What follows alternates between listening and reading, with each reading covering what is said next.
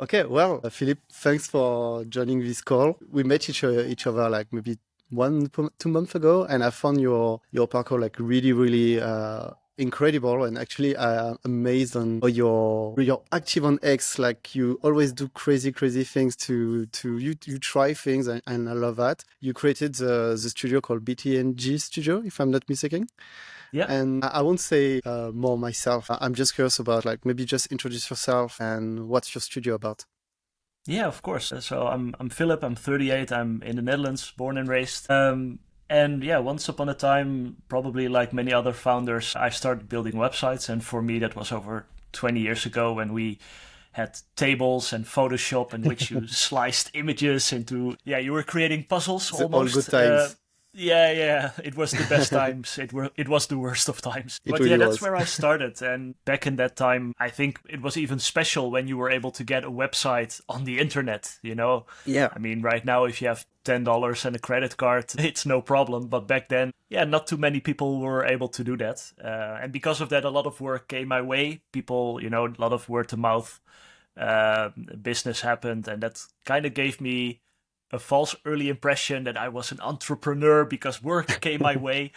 But yeah, I built a web design studio. It had a Dutch name. It was called Buitenaardig, which is a horrible Oh, name for non-native Dutch speakers. I couldn't. Um, I would not be able to say it again. no, I won't blame you. But yeah, after a rebranding, that became BTNG, which is just some sort of acronym of that word. But yeah, I ran that studio for 7 years. It grew to 4 people, but we were really stuck just selling cheap websites and Yeah. we were not able to scale the company. So after a couple of years, frustration set in and we went our own way. So from Okay. that point, I started working as a freelance UX designer. I got to work for a company called Media Monks, where I got to work on projects for Adidas and Lego. And from there, I've been fortunate enough to work in and around Amsterdam for companies such as Vodafone, Heineken, ASML, a lot of big brands. And yeah, I think about somewhere February 2024, 24, I said, well, you know what? I'm done with the contracting work. I don't want to build a studio. I don't want to hire a team. I don't want to grow in that direction. But the whole subscription movement was something that I really fell in love with. And I think that's kind of how we got here today. Nice. And how did you hear about this movement? Did you hear about about it by what Brett did from Design Joy, or it was something else? Yeah, I do think that was the way that I discovered it the first time. And yeah, it really got me thinking because, like I said, my background is a UX designer. So I've done a lot Yeah. of things like design sprints, workshops, user research to prototyping, design systems, MVPs, the whole shebang. And yeah, for a while, I was really thinking about, well, a design subscription, does it work everywhere? Is it for everyone? When doesn't it work? Something that really got me into the whole concept of productization, actually. Nice, nice. And I'm really curious because a lot of folks in Europe are a bit skeptical about this productized movement, and I totally get why. Because so you're from the Netherlands and I'm French, and I know that I think it's the same thing for both of our countries. It's really hard to get something new in the end of clients. Like they really used to a way of working, and it's extremely difficult to introduce a new way or just just like if you start to challenge the status quo, it's really difficult. And I feel that people in the US, everything seems so simple. Like new thing arise, or let's do it, let's jump on it, right? Yeah. In Europe, there's a difference with that, and I'm super curious about how did you convince your customer in Europe to do that? What was your process? Yeah, that's a really fun topic, I think, to be honest. So I think maybe I really had to think about, well, what is the difference? And of course, you mentioned the States, and I do think there's a big cultural difference as well, but it does have to do with a few other things that within Europe, quite often we're used to working with send over a proposal, and if a company agrees, there's maybe some 50% down payment and a payment at the end. And it's not Yeah. even a payment. You get to send an in, and that company has to pay the invoice within 30 days. So when you come to a company and say, yeah, you can work with me, you'll pay the entire amount of money and I'll start working when I have the money. It's a big jump. So Yeah. to get to the point where I had to deal with that, The first thing that I ran into is that, especially in the Netherlands, even though through Europe, credit card adoption is a lot lower. So in the Yeah, States, credit cards are so common. People like even have 3 or 4 credit cards, even maxing out, like the things we hear in the movies. But in Europe, it's not that common. And I think with the rise of more digital banks, you almost get a credit card number for free with it. So there is some movement in that area, but it's still not that common. So the way that I had to deal with that was thinking, well, do I really care if the payment instantly comes through Stripe? Because at the end of the day, the companies that do want to work with me, I don't necessarily think they choose to work with me because of the subscription. It all has to do with the trust, the experience, for the sure. work that you've done. And at the end of the day, they say, well, okay, it's nice. We would like to work with you. How does this work? And at that point, when you introduce the subscription, you can already get a sense of how do they feel about it. And sometimes the people that purchase my service are not the people who even have access to the company credit card, Of or course. have an idea where they could even find that credit card or how that purchasing process would work. So I do always offer the flexibility of saying, well, hey, if you just want like an invoice for the first month, that's fine. I'll send the invoice on the first day. And I now have a 14-day business working days payment period. I know the companies that I work with, they're established companies. If I send an email like, this is what we've spoken about, this is what we agreed upon, are we good to go? And they say yes. For me, that's enough. I don't need like a 6-page proposal with 3 signatures and stuff like that. Yeah. So that's how I kind of made it more accessible from the financial and the contract side of things. But yeah, I think that's definitely a first step to get your customers towards that subscription. Yeah, and you raised a very good point about credit card. I think a lot of folks doing productized services or accepting subscription in general, they just think about Stripe as credit card only, but there is a lot of ways, sorry, a lot of bank transfers accepted by Stripe, and actually you can save so much money on transaction fees. I think transaction Yeah. fees through bank transfer, I think it's 0.5%, and through credit card is something like 3.5. So that's a lot. That's a lot cheaper if you actually accept bank transfer this way. But I agree. It just comes to oh you who you choose to work with Yeah, ultimately.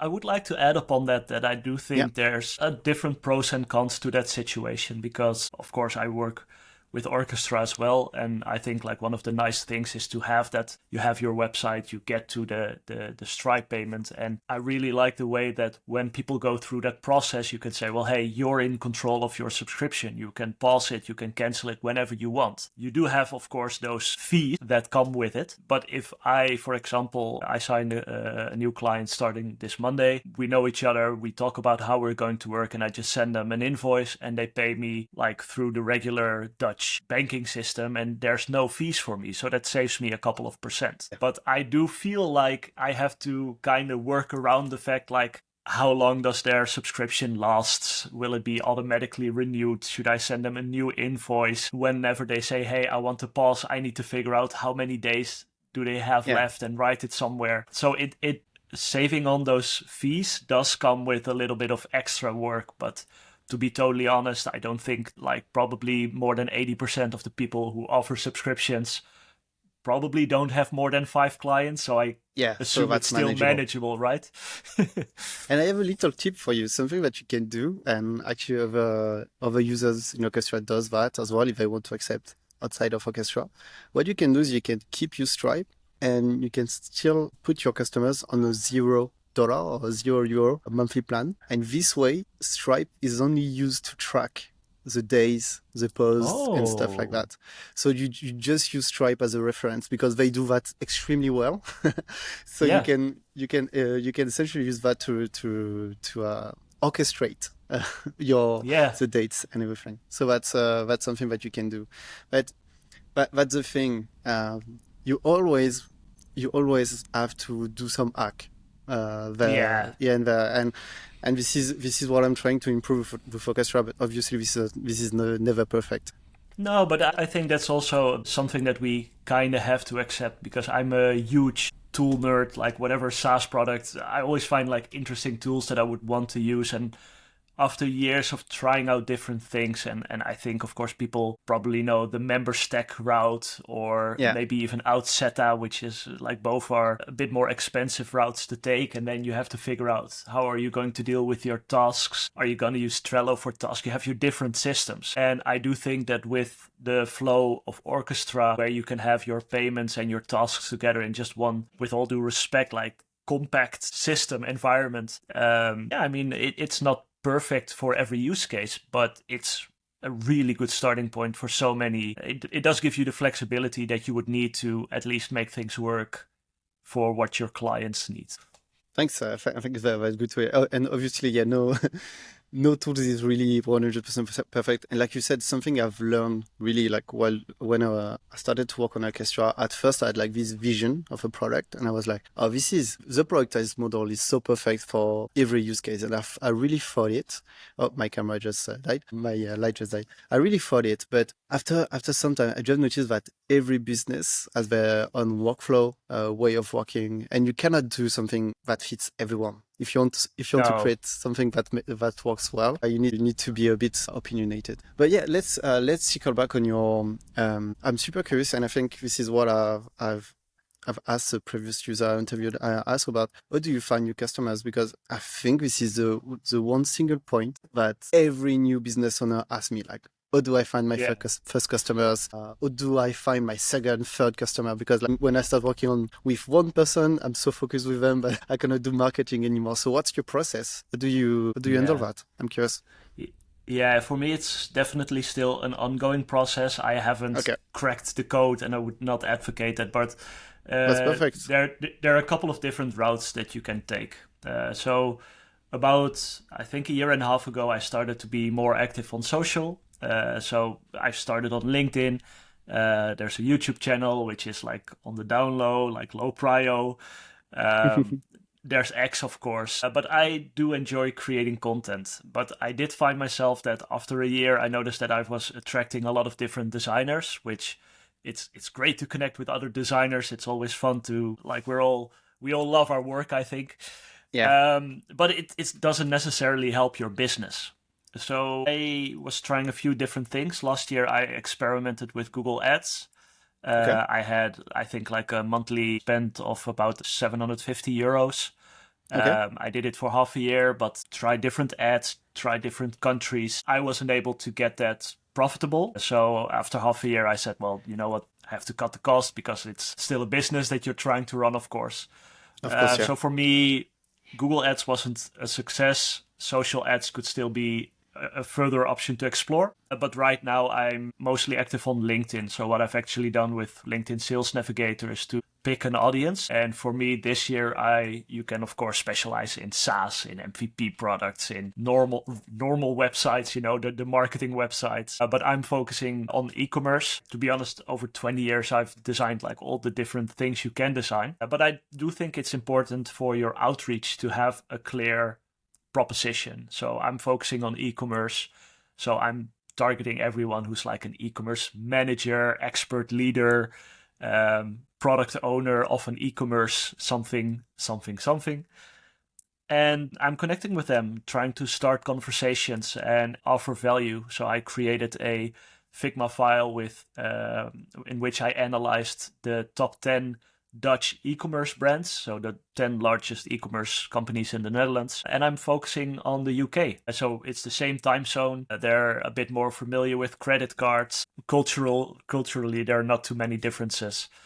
So I think it's interesting to connect with UK e-commerce managers and show them like, hey, it's 2025, start of the year. Are you maybe interested in getting some new inspiration for your store, for your e-commerce? Can I send you this file? So you have something to give them. You can continue the conversation. You can ask them if they're already experimenting, running A/B tests. How are they designing now? Do they have designers in-house or do they hire an agency? And at some point, you can, of course, talk about your subscription and talk about the pros and cons if you compare them to hiring someone full-time, hiring an agency. And I guess then we start to get in familiar water. But the most important thing is really to understand who you're trying to reach, hopefully as specific as possible, and understand what you would be able to give them or how you could help them or offer some value, and not just say, hey, I offer a subscription design service. And then they would be like, okay, we all know those messages. So if I truly understand what you tell me is that you your one of your main strategy like going forward will be content, right? And I feel that you're nailing that. Like I said, I'm following you, and I've seen that you even using AI to create different faces and stuff like that. Can you tell me more about your process? I'm super curious about that because I found you post super entertaining every single time. Well, appreciate that. Yeah. Where to begin? I think it's interesting to first figure out to be able to think about, well, why are you creating content? So you need to think about, well, what is Yeah, the goal of you doing social media? So you can say, I want to grow, I want to gain likes, which is nice, but I think about, well, it's costing me time. Like no matter how smart you do it, it'll always take some time. yeah, insanely And costly in terms of time. yeah, exactly. So then the next question is, well, if it's an I see it as an investment, so it should get me a certain result. So you need to be clear on what do you want to get from it. Then what should your content be? So as I said, I'm focusing on e-commerce, and I noticed that the things that always were good is to show your work, to share valuable Yeah, insights, to ask challenging questions, perhaps, and from time to time, you can either on LinkedIn create a carousel or just a single image post. But sometimes you just have those textual posts that you know that if I just post text, it won't stand out. It needs like a visual to do something. And yeah, I've done some photo shoots in the past. You can see this model face, of course. yeah. But at some point, you kind of run out of photos, and there are a lot of more AI tools now which you can actually build your own model or train your own model, I should say. So you upload like at least 20 pictures of yourself, and then you're able to prompt away. And so the new client that I was talking about is actually an extermination service to get rid of Okay. rodents and pests, or pest control, I should say. So I said, well, I want to create an image of myself in like a full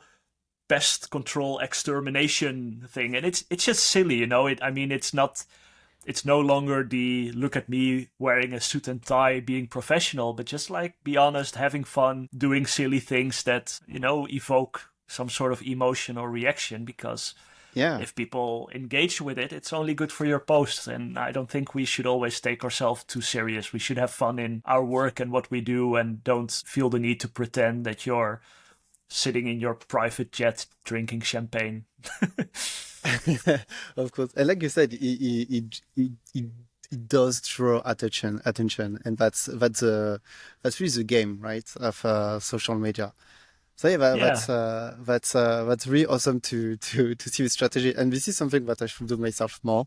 I feel like YouTube, like you said, YouTube. This is one of my main strategy I want to follow, and like I will always postpone to a later time because I'm too busy. I'm busy. We all have the same same thing. So I'm curious now to know how do you work with your customers? So like you said, you're using Orchestra, but I'm super curious to know like are you using it? I think that may be useful for me and for Yeah. others as well to understand like what's your process essentially for with your agency. Yeah, so I offer two sizes of the subscription.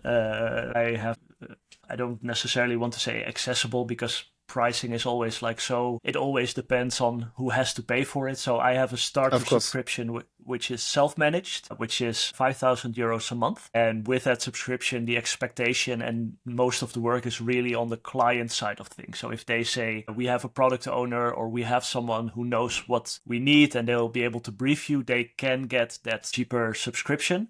But it's really the you don't see me, we don't call, we don't do meetings. It's really the more distant one. And I do think that a lot of my customers who work with me value my opinion and want to leverage the expertise that I'm able to offer in more complex projects as well. So actually the 99% of what I sell is what I call the managed subscription, which is Okay. 6,800 euros a month. And it comes with a weekly meeting, and I do most of the task management. So I do, of course, give them access to Orchestra, because besides of it being a place where they could create tools, I think it's also a place where you can show your customers what you're actually delivering. So Yeah, that's a very good point. I try to chop the cards in the right size, not too big, not too small, something you can do in Yeah. 2 to 3 days. And I use Tella, which is a tool that I think you've experienced from our communication as well, Yeah. in I which love you can using it as easily well. screen record and record a video with it. And I often like throw in a video, because I do want to stick to that one weekly meeting. But if there's maybe a new piece of work, I try to add a video to just quickly talk through it. It takes 2 minutes, but it also gets a lot of positive reactions from the client side. Yeah, I'm using it actually a lot as well for client communication. As soon as there's a bug or a support request is raised, I just record myself, I send it, and honestly, it makes all the difference. And so for the one that Donatella is just a Loom competitor, and Yeah, I think correct. it's just the video outputted are just much nicer. But automatically edited, you have a lot of cool options to shop up, sorry, videos to make them shorter and stuff like that. It's really really really nice. Yeah. And I think that's a cool alternative to Loom. And just to finish, you said something I think that's interesting. You said that project management is something, but also something that's really interesting is how do you communicate your value to your customer? The way to do that often is through communication, right? Like, is this agency, is this service I'm paying for actually delivering value? And sometimes for us, it's not that obvious for many. Um, for design, it can be obvious because you just receive deliverables, so that's obvious. You just receive something. Yeah. But for some other industries, maybe some other tasks, for instance, coding, it can be video editing. Maybe you didn't finish, so you cannot release something, stuff like that. You don't have something to show every single time, and I feel that. So one of my agency owner told me, he told me 50% of my job is to actually do the task, and the other 50% is just to communicate. Right? Yeah. I think what. Oh, sorry, to go ahead. Yeah, go ahead, go ahead, go ahead. I think one of the things that also really useful is when I started, I was using Trello in like a first version of my business concept, trying things out. And I actually had a Yeah, client who signed on for 1 month. He just had like work for 1 month, and they're still a client now, but like that first run was just a month. And I was able to use that board to also show as an example to other clients, because one of the questions that we probably get a lot is, well, how much work can I expect? I mean, if at least if you're that's a lucky, valid because question. yeah, some people ask, well, how many hours will you work for me? And I always say, well, that's not really how it works, working on Mm. value and showing you that. But actually having maybe even an example board within your environment, whatever you may use, which can show you like, this is an example of the amount of work that I was able to do in 1 month, is a very good way of answering that question to a client, because it not only shows you the amount of work, it shows you the cards and the tickets. You can kind of tease the design quality that you're offering or whatever service you may provide. And it shows you that you've already done it before. You have other clients, and that you're able to express Yeah, with confidence what you're able to deliver in a month.